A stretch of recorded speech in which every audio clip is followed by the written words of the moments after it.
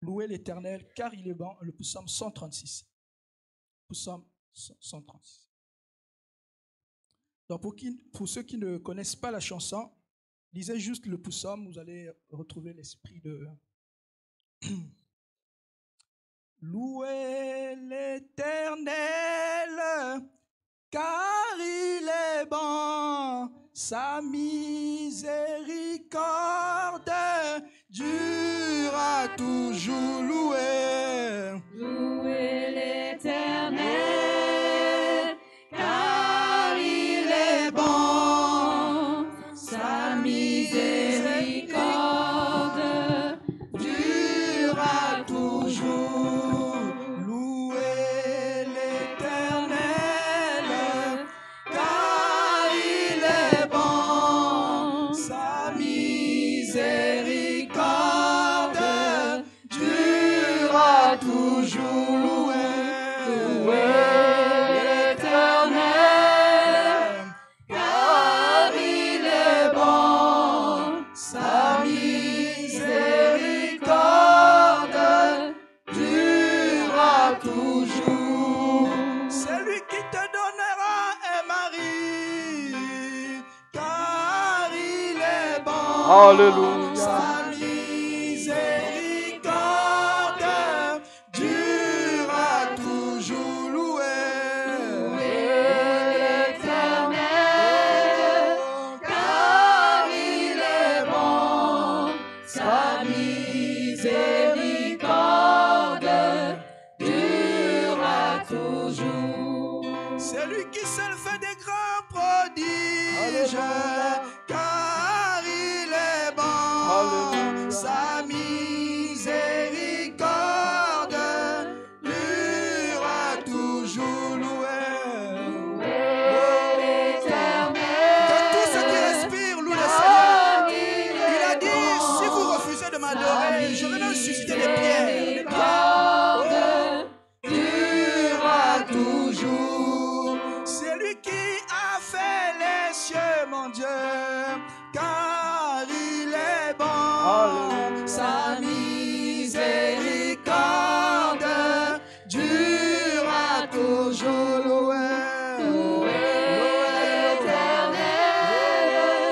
Car il est bon, sa miséricorde durera toujours. C'est lui qui a étendu la terre, car il est bon, sa miséricorde durera toujours. Louez l'Éternel, car il est bon, sa miséricorde durera toujours. Il frappe tes ennemis, ma soeur, car il est bon. Sa miséricorde durera toujours. Louez l'Éternel, Il peut même susciter les oiseaux. Non, il suscite ce qu'il veut. Il est le Dieu puissant, tout puissant, durera toujours. C'est lui qui a donné la limite à la mer. Oh, car il est bon, Yahweh. Sa miséricorde durera toujours.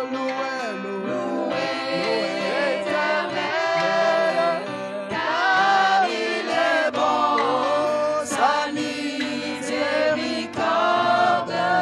durera toujours. Il a dit, je suis le rocher, car il est bon. Il conduit l'église jour après jour. Louez l'Éternel, mon Dieu, Car il est bon, sa miséricorde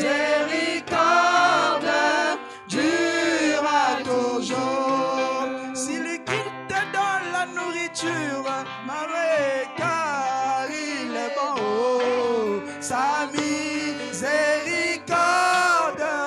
durera toujours. Oh, louez-le. car il est bon. Et sa miséricorde durera toujours. Nous sommes heureux ce matin, Seigneur, de ta présence. Sois honoré, Dieu Tout-Puissant. Parle encore. Enseigne-nous, Seigneur. Exhorte-nous ce matin. Déploie-nous, répands tes anges afin que nous soyons restaurés. Par le nom de Jésus. Amen. Amen.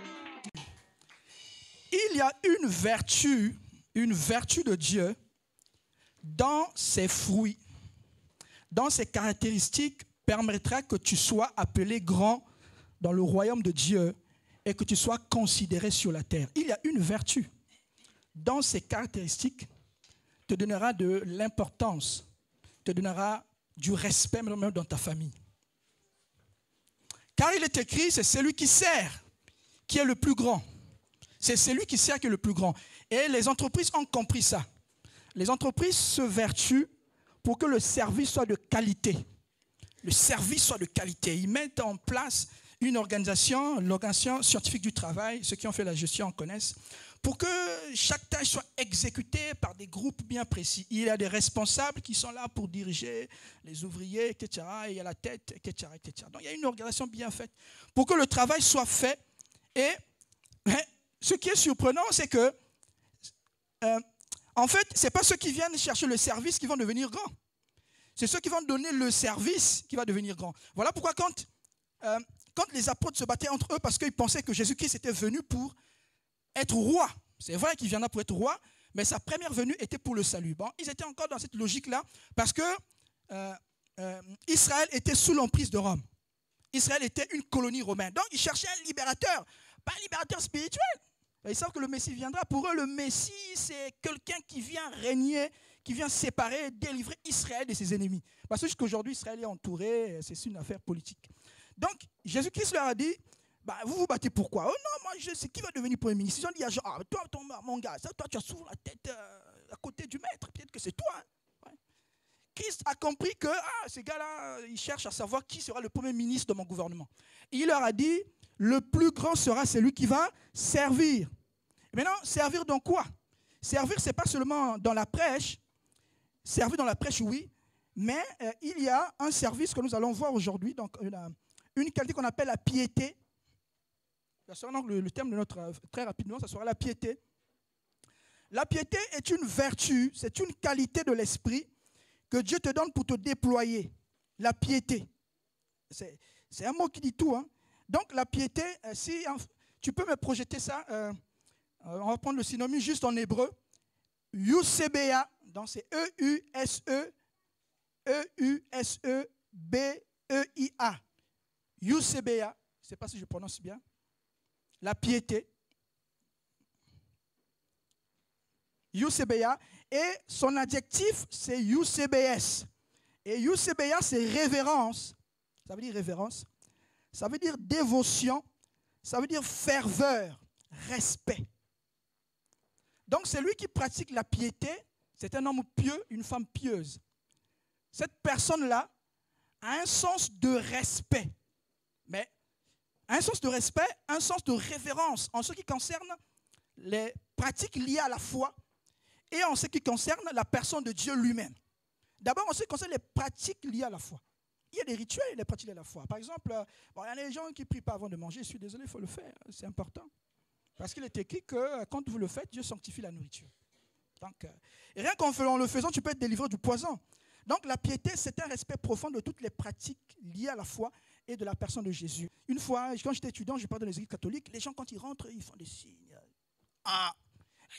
Ils sont devenus très sérieux. Même s'ils écoutaient de la musique un peu, tout ça, dès qu'ils rentrent, ils enlèvent les écouteurs. Sauf que dans nos églises, malheureusement, les églises évangéliques de façon générale, il y a des gens qui regardent du YouTube, du Facebook pendant le culte. Donc il n'y a pas un sens de réveil, il n'y a pas un sens de respect. Il faut du respect, la présence de Dieu. Et là, il est écrit là où 2-3 personnes se réunissent à mon nom, je suis. Mais c'est certain. Et non, ce n'est pas des histoires, c'est certain. Donc il y a ça, il y a le respect, mais il y a aussi le respect sur les pratiques liées à la foi. Et donc ces pratiques-là, on va les voir. On va les voir. Regardons un peu, on va vite fait parce qu'on n'a pas assez de temps. On va voir ce que l'Esprit, quand Ésaïe prophétise que le Seigneur qui va venir là, qu'est-ce qu'il va faire? Ésaïe 61, mais on lira ça dans la version de Luc 4, verset 18. Luc 4, verset 18. Donc la piété, donc je vais juste lire la définition, le temps que le frère projette. Luc 4, verset 18. Donc, je vais lire les définitions. Alors, j'ai pris des définitions de la piété. Un attachement fervent aux devoirs et aux pratiques de la foi. Pour ceux qui notent, c'est honorer Dieu avec amour et ferveur. Donc, l'Esprit du Seigneur est sur moi. Ça, c'est Jésus-Christ qui lit le livre d'Ésaïe. Il dit, l'Esprit du Seigneur est sur moi parce qu'il m'a oint pour faire quoi? Pour annoncer la bonne nouvelle aux pauvres. Mais il dit ici aux pauvres, le mot est bien choisi. Il annonce la bonne nouvelle au pauvre. Dis-moi, le pauvre, il a faim, là, tu lui as pressé Jésus, là, tout ça, c'est bon. Mais c'est un SDF de la rue, donc ça, c'est pas suffisant. Donc, s'arrêter sur la prêche n'est pas suffisant. Il faut aller plus loin pour aider le pauvre. Il faut aller plus loin. Et pour que tu ailles plus loin, ça sera la vertu qu'on appelle la piété qui va intervenir. Voilà pourquoi Jacques dira que la vraie religion, c'est prendre soin des veuves, des orphelins, des pauvres. Un orphelin, c'est un pauvre. Donc, quand tu lui as prêché l'évangile, l'Esprit du Seigneur est sur toi, mon frère et ma soeur. C'est le même esprit qui a oint Jésus, qui vient sur toi. Pour que tu annonces la bonne nouvelle aux pauvres. Donc, tu lui annonces l'évangile, il n'y a pas que ça. Et que tu prennes ce soin. Parce que la première mission, la recommandation que Dieu nous donne, c'est aller faire des nations mes disciples. Je pense que c'est Matthieu 28. Mais la deuxième mission qui s'ensuit, c'est prendre soin des pauvres. C'est prendre soin des pauvres. C'est-à-dire que pour que ta piété soit accomplie, et nous allons voir un texte qui précise très clairement pourquoi nous devons ajouter ça à notre foi. Il dit ajouter à votre foi, il y aura la piété. Parce que l'Esprit va te oindre pour annoncer aux pauvres, tu dois les nourrir aussi. Voilà pourquoi quand Jésus prêchait l'évangile, ils étaient 5000. Faites attention. Quand il y a de dénombrement en Israël, on ne compte pas les femmes et les enfants. Donc, quand Jésus-Christ dit qu'il y avait 5000 personnes à nourrir, mais il y avait aussi les femmes, donc il faut compter aussi les femmes. Donc ils étaient nombreux et ils sont allés voir Jésus. Bon, il faut les nourrir, Jésus. Ils ont dit, bon, tu as prêché là, c'est bon. Bon, ils ont faim. Il dit, Jésus-Christ leur a donné une prophétie à venir. Il dit, nourrissez-les. Il n'avait pas dit qu'il ne pouvait pas les nourrir. Il a dit, votre mission à vous sera de les nourrir. Et pour montrer qu'il est capable de les nourrir, que les 12 seront capables de nourrir les pauvres là, il dit, bon, vous savez quoi entre vos mains? Il amène le pain et les poissons qu'ils avaient. Donc, pour envoyer, guérir, tout ça. Ça, tu sais le faire. Hein? Il y a des ministres de Dieu ou un esprit qui font des guérisons, etc. Briser les cœurs pour proclamer aux captifs la délivrance et aux aveugles, recouvrement de la vue, etc. Mais pauvre doit être souligné, c'est très important. Et c'est ça, c'est la vertu, la piété qui va te permettre d'exercer cette chose-là. Donc, le même texte, vous l'aurez en version originale dans Ésaïe, puisque là, il répète seulement Ésaïe 61, verset 1 à 12. Quand Paul va aller en mission pour aller prêcher l'évangile chez les nations, il prêche là-bas. Je pense qu'après 3 ans, il revient vite fait. Là, il voit que 3 personnes, donc les 3 piliers. Après 14 ans, il revient à Jérusalem pour parler aux anciens pour une révélation qu'il avait reçue concernant la parole, puisque c'est les nations qu'il est parti prêcher les paroles. Ils n'ont pas la même coutume que les Juifs. Donc, c'est sûr qu'il y avait des pratiques. Est-ce que les nations peuvent le faire ou pas? Nations, c'est des pays sauf Israël. Quand il a fini de parler de tout ça, il se sent entretenu, concile de Jérusalem. La seule recommandation qu'on va donner à Paul, maintenant que nous avons la même association, tu peux partir pour prêcher les nations. La seule recommandation qu'il va donner à Paul, ça sera prendre soin des pauvres. Galates 2, verset 10. Galates 2, verset 10. Ils nous recommandèrent seulement de nous souvenir des pauvres, ce que j'ai bien eu soin de faire. Donc, Paul ne prêchait pas que l'évangile, mais Paul avait toutes les actions dédiées en faveur des pauvres. Voilà pourquoi j'ai dit au début, voyez les voyages, tout voyage d'un fils de Dieu comme une mission évangélique. Parce qu'en partant là-bas, il va prêcher l'évangile, il va gagner une âme. Donc, c'est une mission et nous devons être conscients de ça. Que quand je vais au Congo, quand je vais tout ça, c'est pour une mission évangélique. D'autant plus ce que le pasteur fait aujourd'hui là, il va pas, demain il n'ira pas seulement pour aller se promener, pour aller prendre des vacances, parce que c'est normal que de prendre des vacances se reposer, mais il ira pour une mission évangélique. Donc nous devons prendre ça en considération. Matthieu 25, la récompense liée à ceux qui vont pratiquer la piété. Matthieu 25, à partir du verset 34. Oui, donc il dira, alors le roi dira à ceux qui seront à sa droite, venez, vous qui êtes bénis de mon Père. C'est bien ça, voilà. Prenez possession du royaume qui vous a été préparé dès la fondation du monde. Continue, j'espère que c'est ça. Oui, continue. Car j'ai eu faim et vous m'avez donné à manger. J'ai eu soif et vous m'avez donné à boire. J'étais étranger et vous m'avez recueilli. Ben, on va lui dire, bon, mais depuis quand tu as fait tout ça? Tu n'as jamais été en prison. Mais il va dire, toutefois que vous prenez soin de l'un des plus petits, c'est à moi que vous le faites. Toutefois que vous le faites. Toutefois que vous donnez du pain à quelqu'un, toutefois que vous pensez aux pauvres, toutefois que tu prends soin de quelqu'un, tu le fais à Christ et tu auras une récompense au ciel. Bizarrement, la récompense que tu auras, quand t'avons-nous vu étranger et t'avons-nous recueilli, ou nu et t'avons-nous donné, t'avons-nous vêtu. Continue. Quand t'avons-nous vu malade ou tout ça, et en prison, et sommes-nous allés vers toi? Oui. Et le roi leur répondra, je vous le dis en vérité, toutes les fois que vous avez fait ces choses à l'une des plus petits de mes frères, c'est à moi que vous les avez faites. Donc il y a une récompense qui est liée à ceux qui font cela. Ils seront à la droite de Dieu, ils rentreront dans le royaume de Dieu, ils vont régner avec le Père, ils auront une place dans son royaume. Pas parce qu'ils ont prêché l'évangile, non. Ici on parle parce qu'ils ont donné, ils sont allés visiter, ils ont fait du bien, ils ont pratiqué la piété. Parce que tout ça, tout ce qu'on a vu là, ça s'appelle les œuvres de piété ou les actes de piété. Matthieu 5, verset 19, va citer un autre cas. Cette fois-ci, ce n'est pas là, il a donné, mais il a prêché l'évangile et il reçoit la même récompense. Matthieu 5, à partir du verset 19.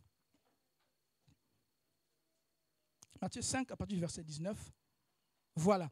C'est lui donc qui supprimera l'un de ses plus petits commandements et qui enseignera aux hommes à faire de même sera appelé le plus petit dans le royaume des cieux. Mais celui qui va observer et qui enseignera, quand tu prends le soin d'enseigner, d'amener quelqu'un dans la foi, celui qui va les observer et les enseigner, celui-là sera appelé grand dans le royaume des cieux. Il a une récompense. Et faites la comparaison entre Matthieu 25 et Matthieu 5.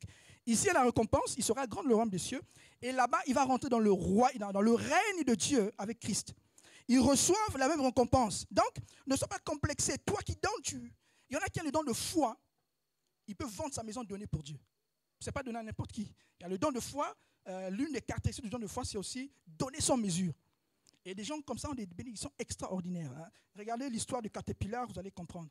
Donc, quand le jour où Salomon a donné une offrande compliquée, alors qu'il y avait des hauts lieux, les hauts lieux en Israël, il n'y avait pas que les hommes pieux qui partaient, mais il y avait aussi les occultes qui partaient sacrifier. Salomon avait l'habitude, il se retrouvait là-bas, tout ça.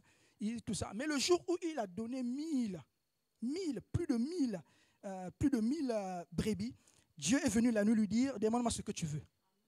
Donc, vous voyez que c'est très puissant. Maintenant, pour la piété, il va dire dans 2 Pierre 1, 5 à 8. À cause, très bien. À cause de cela même, faites tous vos efforts. Alors ne demande pas au Saint-Esprit. Prie pour que le Saint-Esprit donne la capacité à toi de faire des efforts. Parce qu'il y a des chrétiens passifs. Il dit que Dieu doit faire tout pour lui-même. Lui, il croise les bras. Ah, tu peux faire quand même ça pour moi? Non, mais c'est vrai, tu peux faire ça pour moi. Est-ce que tu peux me donner la force de le faire? Voilà. Faites tous vos efforts pour joindre à votre foi la vertu, à la vertu la science. Ça ne sera pas l'objet de notre exhortation. La suite, la science, il y a autre chose. À la science, la tempérance. À la tempérance, la patience. À la patience, la piété. Pourquoi le faire? La suite, pourquoi le faire? La piété, oui. À la piété, l'amour fraternel. À l'amour fraternel, la charité, oui. La suite. Car si ces choses sont en vous et ils sont avec abondance, elles ne vous laisseront point oisifs ni stériles pour la connaissance de notre Seigneur Jésus-Christ. Il est important de le savoir. Donc, nous devons faire l'effort, alors que nous opérons des miracles, nous chassons les démons, nous faisons beaucoup de choses, nous gagnons des âmes. Nous devons voir cette vision-là, l'Église, de façon d'abord individuelle. C'est-à-dire que tu sais savoir donner, savoir donner. Mais de façon globale, l'Église doit avoir aussi une stratégie pour gagner les pauvres, pour faire des actions aux pauvres. Voilà. De façon individuelle, tu peux le faire. Quand tu vas au Congo, tu peux amener des habits que tu ne portes pas, tu partages, il n'y a pas de souci. Mais l'Église aussi doit s'engager à le faire. L'Église doit s'engager à le faire car ce sont les œuvres de piété. Maintenant, 1 Timothée 4, verset 8, il va dire à Timothée, mon fils, exerce-toi. Là, on a dit ajoute. Bon, ça a ajouté, bon, tu as ajouté. Ça y est en toi, mais tu n'utilises pas. Maintenant, exerce-toi à le faire. Exerce-toi. Donc, donne-moi une fois. Essaie de donner 2 fois. Essaie une 3e fois. Si tu n'as pas de résultats, la Bible dit, mettez-moi en sorte en épreuve. Tu as fait une fois. Ah, pourquoi je n'ai pas eu de retour? Parce qu'il a dit, je suis débiteur de... Je dois personne. C'est lui qui donne, je lui rends. Bon, moi, j'ai donné. Pourquoi? Ah, Seigneur, vraiment. Fais une fois, 2 fois. Exerce-toi jusqu'à voir le résultat. 2 Timothée 3, 1 à 5. Va le dire. 2 Timothée. On va arriver juste sur un mot. On va définir ce mot-là et on va s'arrêter. Vous voyez qu'on va définir ce mot. C'est un mot très important. Donc, c'est une action qu'on doit faire sur les pauvres. 1 Timothée 4. Il dit exerce-toi. Exerce-toi. 1 Timothée 4, versets 8 à 9. Verset 8 à 9. 1 Timothée 4, verset 8 à 9. Exerce-toi à la piété. Exerce-toi. Donne une fois. Donne 2 fois. N'hésite, c'est pas grave. Donne. Jusqu'à ce que le Seigneur, parce que le Seigneur n'oublie pas les bienfaits. Et nous lirons un texte où le Seigneur va se rappeler des prières et des actions, des œuvres de piété que quelqu'un aura opérées. Ça sera la personne de Corneille. Corneille, tu vas se rappeler de lui parce que ça passe pas parce qu'il prophétise, pas parce qu'il prêche, non.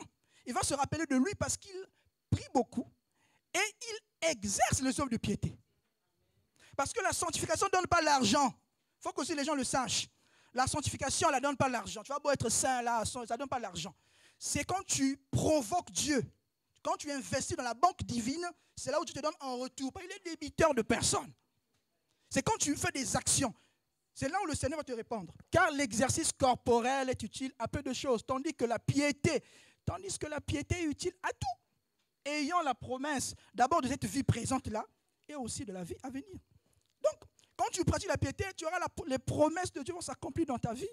Présentement, là, ici, là, ça va s'accomplir. Tes enfants, même quand tu vas mourir, là, à cause des œuvres que tu auras opérées, tes enfants seront accueillis à bras ouverts partout où ils seront. Dieu se souvient des œuvres. Les œuvres de Dorcas ont été souvenues. Dieu, quand il est mort, les gens pleuraient. Non, les gens n'aiment pas pleurer parce qu'ils prophétisaient. Je suis désolé. Les gens n'aiment pas pleurer parce que Dorcas priait beaucoup. Hein. Les gens, on se sont rappelés des œuvres que Dorcas posait. Ah, si elle était là, elle allait me coudre ce pantalon-là. Vraiment. Que Dieu soit loué. Dorcas, réveille-toi. S'il te plaît, Pierre, va nous réveiller. Dorcas, ramène-la à l'église. On a besoin de Dorcas. Voyez, c'est merveilleux. C'est merveilleux. Gloire à Dieu. Donc, nous devons exercer pour que des choses à venir. Voilà pourquoi il y a des prédicateurs qui seront choqués dans le ciel. Hein. Il y a des prédicateurs qui seront choqués. Hein. Ça dit que le mec, il ne fait que prêcher, il ne fait pas la piété. Mais il sera choqué qu'une sœur à l'église qui était assise là, qui ne prêchait pas, qui ne faisait rien, qui donnait, c'est elle qui finançait l'église. Mais c'est elle qui a une position extraordinaire dans le ciel. C'est elle qui brille. Parce qu'aujourd'hui, les gens, tout le monde est à la course de la chair. Ah, Delvi prêche là, moi aussi. Il faut que... Oh, mais il n'y a pas que ça. Hein, Delvi prêche là, moi aussi, vraiment. Non, mais il n'y a pas que ça. Mais je vais vous choquer. Hein. Vous savez que dans la Bible dit, c'est Paul qui l'a dit, que la nature ne vous enseigne-t-elle pas. La nature ne vous enseigne. Donc, il y a quelque chose, quand tu veux courir pour faire ça, vois d'abord dans la nature, est-ce que ça existe. Quand tu vois le couple, là, quand tu papa et maman, bon, qui a les sémences? Qui porte les sémences? C'est l'homme. Tu vas beau être belle là, tu ne peux pas tomber enceinte de toi-même.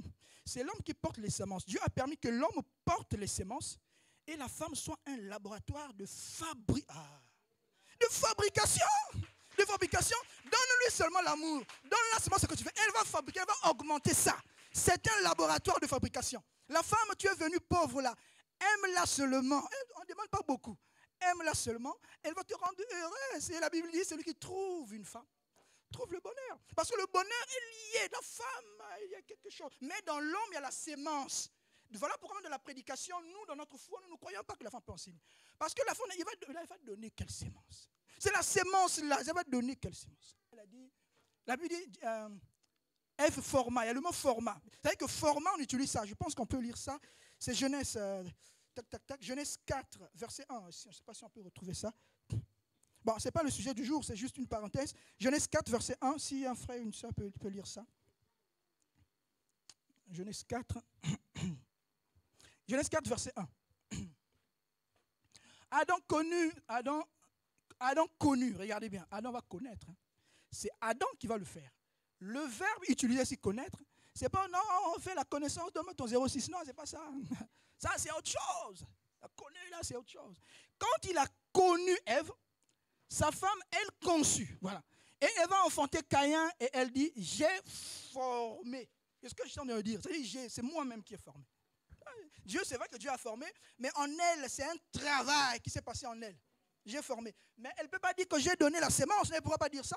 Voilà pourquoi Dieu ne permet pas tout simplement que la femme prêche, parce que la sémence. Et physiquement, puisque la nature doit nous enseigner, physiquement, les enfants sont là. La chose que l'homme a, c'est le sément de l'autorité. Et la chose là, et voilà pourquoi l'homme représente l'autorité de la maison, mais la femme représente le pouvoir. L'homme, c'est l'autorité.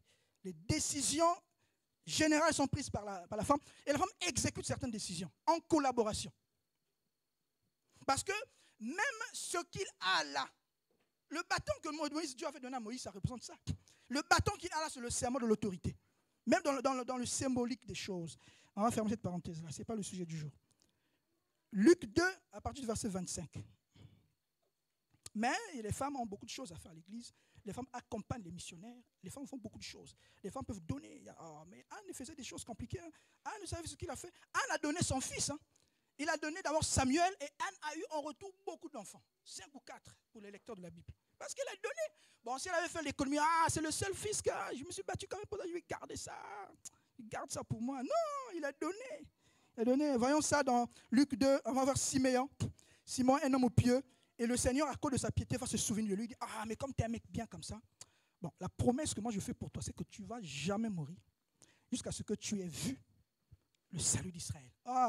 Mes yeux ont vu, oh mes yeux, il y a un frère qui a chanté ça. Oh mes yeux ont vu ton salut, laisse-moi me reposer en paix. Tu ne vas pas mourir sans pourtant. Pourquoi? Parce que tu es un homme pieux. Luc 2, verset 25. Luc 2, verset 25.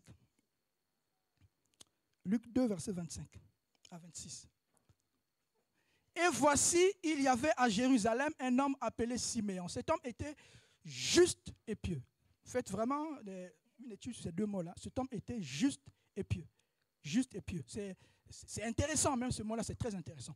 Il attendait la consolation d'Israël et l'Esprit Saint était sur lui. Hein? Prenons maintenant le verset qui nous concerne. Donc, à cause de sa piété, quand Jésus naîtra, on amènera Jésus pour accomplir les actes de la loi, pour la circoncision, si je ne me trompe pas, le 8e jour. Hein, et là, Siméon aura l'occasion de toucher l'enfant Jésus, la promesse d'Israël. Et là, il peut dire, laisse-moi maintenant aller en paix. Il va prophétiser. Il faut lire le texte de Luc 2 jusqu'à la fin. Vous allez voir qu'il va prophétiser certaines choses sur la vie de Jésus. Il va dire cette femme, il va dire, toi femme, une épée te transpercera. Ça veut dire que quand tu vas voir ton fils de 30 ans mourir, ça va te faire mal. Une épée te transpercera. Ça va te faire mal. Acte 10 à partir du verset 1. C'est là où on va vers la fin. Acte 10 à partir du verset 1. Corneille, ce n'était pas un juif. Ouais, ce n'était pas un juif. Parce que Pierre fera une vision où le Seigneur va dire, mange les oiseaux impurs, tout ça. Il dit, moi je suis un juge, on ne mange pas tout ça. Donc c'est l'image des nations. Les nations n'étaient pas encore prêtes à recevoir l'évangile. Donc Corneille était un homme de nation. Et Corneille, c'était un homme très pieux. Vous voyez, il y avait à Césarée un homme nommé Corneille, centenier dans la cohorte dite italienne. La suite. Cet homme était pieux. Cet homme était pieux et craignait Dieu avec toute sa maison. Il faisait beaucoup de monde. C'est le mot là que je voulais m'attarder. Il faisait beaucoup de monde au peuple. Toi, tu penses que moi, je suis riche, tu vas me faire le monde. Pourquoi? Le monde, ce n'est pas destiné aux riches. Hein. La définition même de le monde, c'est un don charitable fait aux pauvres. Donc quand on dit qu'il faisait le monde ici, c'est pour ça qu'il est qualifié pieux. Parce qu'il y a un homme qui prie beaucoup, mais il donne, il fait des dons aux pauvres. Et prier Dieu continuellement. Donc, il y a la prière, oui. Il y a aussi l'offrande. Hein, le mot global dans ça, c'est l'offrande. Et je lirai vite fait, c'est quoi l'offrande, parce qu'on n'aura pas le temps de voir ça. Il était pieux, il priait beaucoup parce qu'il faisait aussi l'offrande. C'était un homme pieux, il priait et continuellement. La suite dit quoi? Vers la 9e heure du jour, il vit clairement dans une vision un ange de Dieu qui entra chez lui et lui dit, Corneille. La suite. Les regards fixés sur lui et saisis d'effroi, il répondit, qu'est-ce Seigneur? Et l'ange lui dit, tes prières, il n'y a pas que ça. et tes aumônes sont montées. Tes prières et tes aumônes. Donc ne prie pas seulement. Pose des actions de foi. Quand la prédication passe comme ça, tu as un problème. Mais il y a des églises qui font ça et ce n'est pas un péché. Hein. C'est-à-dire que quand la prédication passe comme ça, il y a quelque chose. Le prédicateur prêche là, il lance une parole de foi. Tu dis, ah, c'est ça que je cherchais, c'est ça, c'est ça. Et tout de suite là, tu sors une enveloppe, tu poses. Je pose un acte de foi. Parce que tu peux poser un acte. Tu peux poser un acte pour valider la chose. Ce n'est pas mauvais de le faire. Tu peux poser un acte pour valider la chose qui a été déposée, saisir ça. Pour saisir ça. C'est ce que Jacob s'est battu avec l'ange. Il n'a pas dit, ah non, je ne vais pas te laisser partir. Il dit là, tout ça. On a même cassé la côte. Donc il y a des bénédictions, il faut les arracher même. Hein, au péril même que ta côte soit cassée. Ben oui, mais il te risque 100 €. Ah, mais je vais manger comme 100 €. Mais je vais faire les courses de la semaine. Mais la veuve de Sarepta, si elle réfléchissait comme toi et moi, mais Lila devait mourir de faim. Il lui restait un peu d'huile et un peu de farine. Je vais seulement manger ça. Précision. Après, nous allons mourir. Moi et ma fille, mon fils. On mange ça là. Oh, toi, tu prépares seulement pour manger, mourir. Mais il y a quand même un problème. Mais le prophète lui dit, non, donne-moi d'abord ça, je vais manger ça là. Voilà. Bon, aujourd'hui, là, si un pasteur fait ça, il dit, ah, c'est un voleur. Le pasteur dit, au pasteur, il me restait 400 € pour le loyer. Il me dit, donne-moi ça. Laissez-le pouvoir. Il y en a. Lui, c'est un voleur. Ah, lui, c'est un voleur. Non. Et en fait, il y a des choses, tu ne sais pas, peut-être que l'ange lui a parlé. Parce que le cas de Élie, l'ange lui avait dit, va à Sarepta, il y a. Mais le Saint-Esprit peut parler au pasteur qu'un frère, une sœur viendra à midi et te tendra une enveloppe. Mais toi, tu vas anticiper. Comme tu as entendu l'argent là, ah non, je vais anticiper. Dès que la sœur arrive là, ma sœur, ah, Dieu m'a dit, donne-moi l'enveloppe. Tu ne vas pas lui laisser le temps de te montrer, de dire que non, j'avais à cœur d'eux. C'est aussi comme ça que tu peux opérer un miracle. Bref. Donc, pour finir, l'aumône. Maintenant, c'est quoi l'aumône? Il faisait l'aumône. Tes prières et tes aumônes sont écoutées. On a défini l'aumône, déjà on a défini, c'est donc des dons charitables que nous faisons à l'égard des pauvres. Bon. L'aumône fait partie des offrandes et il y a une grande famille d'offrandes. On va juste définir ça, on va s'arrêter. Les offrandes, il y en a plusieurs. Dans l'Ancien Testament, il y avait des offrandes qu'on appelle des offrandes sacrificielles. Et vous les connaissez, il y avait des offrandes sacrificielles qui annonçaient la venue et la mort, la résurrection de Christ. Et entre autres, il y avait des sacrifices d'action de grâce, donc qui étaient constitués des gros bétails, des menus bétails. Il y avait des sacrifices d'expiation, vous connaissez, il fallait amener des taureaux mâles, tout ça en coupé, on a fait la démonstration la dernière fois. Il y avait des sacrifices de culpabilité, et quand tu te culpabilisais sur un péché, etc., tu emmenais aussi, il y avait des libations, etc. Et il y avait des dîmes et des offrandes. Et des dîmes et des offrandes, et il y avait aussi ce qu'on appelait l'offrande pour l'avancement de l'œuvre. Cette offrande-là que Moïse a demandé pour la construction du tabernacle dans Exode 35, de 4 à 35. Il demande qu'on ramène plusieurs choses pour qu'il construise le tabernacle. Donc, s'il y a un projet, dans le Nouveau Testament, on appelle ça la collecte. C'est-à-dire que s'il y a un projet, le pasteur ou les dirigeants de l'Église, il y a les anciens, les diacres qui sont là, peuvent faire une annonce de collecter des fonds pour acheter, par exemple, un tableau, un ordinateur qui manque à l'Église. Moïse l'a fait. Mais, donc, ce que j'ai cité là, jusqu'à les sacrifices de culpabilité, ça s'appelait les offrandes sacrificielles, parce qu'il fallait décapiter, etc. Mais, hormis ça, il y avait une offrande qu'on appelle la dîme, qui, cette offrande-là, était le revenu même des Lévites. C'était le revenu. Dieu a fait exprès parce que les Lévites n'avaient pas droit aux terres. Donc, leur vie dépendait au temple. Et il est écrit, tu travailles à l'autel, tu manges à l'autel. L'autel, là, ce n'est pas l'autel qu'on va devant, c'est l'autel avec AU, parce qu'ils travaillaient dans le service du temple. Donc, leur salaire était lié. Le salaire qui était destiné à eux, ça s'appelle la dîme. Vous allez retrouver ça dans Nombre 18, verset 26. Et dans la dîme, on prélevait ce qu'on appelle la dîme de la dîme. La dîme était donnée aux Lévites, mais ils étaient plusieurs. Et la dîme de la dîme était donnée au souverain sacrificateur. Mais l'expression qui est bizarre, on va lire ça vite fait. C'est ce que ça m'a choqué, l'expression là. Nombre 18, verset 26. C'est ainsi que vous prélèverez une offrande pour l'Éternel sur toutes les dîmes que vous recevrez des enfants d'Israël. Vous prélèverez une offrande qu'on appelle la dîme de la dîme sur cette dîme-là. Vous donnez ça à l'Éternel. Mais on ne va pas donner ça à l'Éternel. Hein. À la suite, ils vont préciser ça, recevez des enfants d'Israël. Et vous donnerez au sacrificateur Aaron. Aaron, l'offrande que vous honorez, voilà, Prélevé pour l'Éternel. C'est à Aaron que vous allez donner ça. Et le reste de la dîme, là, vous allez donner ça à ceux qui travaillent avec lui. Je le dis sans mettre une base doctrinale parce que c'est le pasteur qui doit mettre. Ça, c'est juste un texte de l'Ancien Testament, ce qui faisait l'Ancien Testament. Mais c'est à Aaron, hein. On a dit à donner à l'Éternel, mais on donne ça à Aaron. Pourquoi Aaron? Parce que Aaron était le souverain sacrificateur. Dans la nouvelle alliance, il y a eu plusieurs formes. Parce que là, on avait l'ancienne alliance, tout ça, on a vu. Mais il y avait qu'on appelait les libéralités. Vous allez retrouver ça dans 1 Corinthiens 16, verset 3, où tu donnes selon ce que le Seigneur te met à cœur. On appelle ça les libéralités. 1 Corinthiens 16, verset 3. Et la dîme aussi intervient, parce que Jésus-Christ dira, vous donnez la dîme du cumin, tout ça, etc. Mais vous oubliez les sons. Mais vous oubliez. Donc, il ne met pas en cause le fait de donner la dîme. Vous donnez ça, mais vous oubliez l'essentiel. Donc, il ne met pas en cause la dîme. Parce qu'il y a encore des mouvements qui ne croient pas. C'est pour mettre déjà une barrière dessus. Si la dîme dans la nouvelle alliance existera, et vous retrouverez dans Luc 11, verset 42 et Luc 18, verset 2. Il y a, et ça fâche, il y a ce qu'on appelle le droit de prédicateur. Ah oui, Paul ne voulait pas exiger ça parce qu'il avait peur, parce qu'à Corinthe, les gens n'étaient pas assez affermis dans la foi. Donc il avait peur d'insister sur ça. Il dit, moi-même, je travaille avec mes mains. Je n'ai pas besoin de ça. Mais quand le peuple est assez mûr, et le pasteur, il n'arrive plus à gérer entre boulot et les œuvres de Dieu, et l'œuvre de Dieu devient grand. C'est-à-dire qu'il y a une croissance numérique, il y a maintenant des extensions partout. Le pasteur n'a plus le temps d'aller travailler, d'où il peut exiger ce qu'on appelle par le droit de prédicateur. Ça sera un salaire qui lui sera dédié pour nourrir sa famille. C'est possible. Et les comptables sont là pour gérer tout ça, faire un salaire qui est bien fait et que l'État, qui sera vu comme un revenu qui pourra aussi déclarer dans les impôts. Et il y a ce qu'on appelle la collecte. Donc, droit de prédicateur, c'est 1 Corinthiens 9, verset 18. 1 Corinthiens 9, verset 18, c'est ça. Et enfin, la collecte. Non, pas enfin. Il y a la collecte.